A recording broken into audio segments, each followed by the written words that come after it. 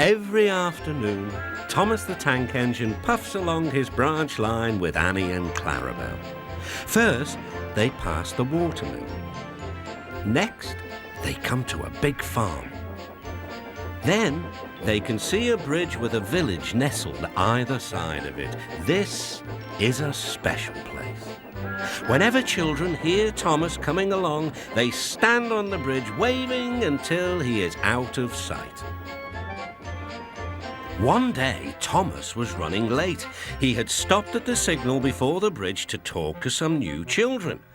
Percy was waiting too.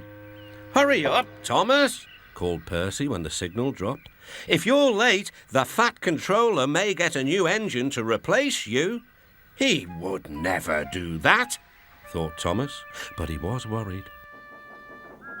Next day, Thomas hurried along the line. Just ahead was a goods yard. There, on the platform, was an inspector waving a red flag. Next, Thomas saw some children. They were waving too. Something must be wrong, thought Thomas. This station is for goods, not passengers. "Help, Thomas, help!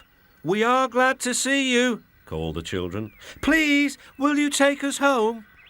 The station master explained to Thomas's driver that the school bus had broken down and that all the parents would be worried if the children were late. Thomas waited as the children walked down from the bridge. Then he took them to the next station, where Bertie was waiting to take them home.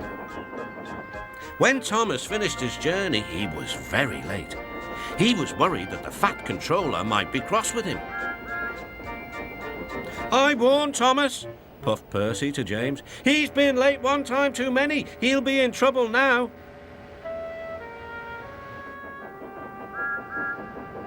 But next morning, the Fat Controller was nowhere to be seen.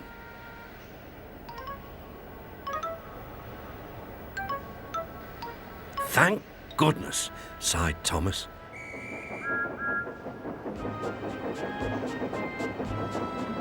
Thomas knows every part of his branch line, but just ahead was a stretch where the hot sun had bent the rails on the track. "Careful, Thomas," called his driver, but it was too late.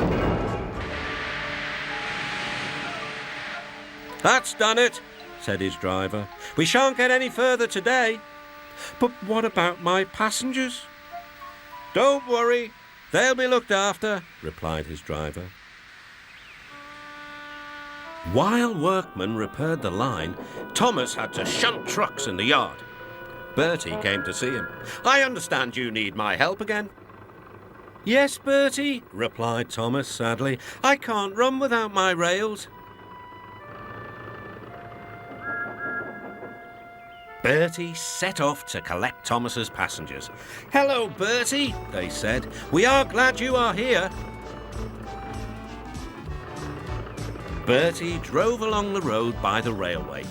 He stopped at each station along the line. Sometimes he stopped between stations to let people off closer to their homes. Thomas felt miserable. "I've lost my passengers. They like Bertie better than me." The Fat Controller arrived. "Your branch line is repaired. I'm going to change your timetable so that you and Bertie can work together more." When Thomas reached the station, there were all his passengers. "Bertie is a very good bus, but we missed our train rides with you," they said. Later, Thomas spoke to Bertie. "Thank you for looking after my passengers." "Oh, that's all right, Thomas. I like to make new friends, but I'm glad to share them with you." "Bertie," said Thomas, "you're a very good friend indeed."